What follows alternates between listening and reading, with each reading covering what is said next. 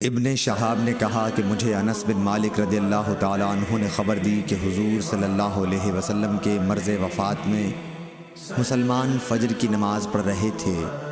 اچانک رسول اللہ صلی اللہ علیہ وسلم نے حضرت عائشہ رضی اللہ تعالیٰ عنہ کے حجرے سے پردہ ہٹایا۔ آپ نے صحابہ کو دیکھا، سب لوگ صفیں باندھے ہوئے تھے۔ آپ خوشی سے خوب کھل کر مسکرائے اور ابو بکر رضی اللہ تعالیٰ عنہ نے آپ کو دیکھ کر پیچھے ہٹنا چاہا تاکہ صف میں مل جائیں۔ آپ نے سمجھا کہ حضور صلی اللہ علیہ وسلم تشریف لا رہے ہیں۔ صحابہ آپ کو دیکھ کر خوشی سے اس قدر بے قرار ہوئے کہ گویا نماز ہی چھوڑ دیں گے، لیکن حضرت صلی اللہ علیہ وسلم نے اشارہ کیا کہ اپنی نماز پوری کر لو اور پردہ ڈال لیا۔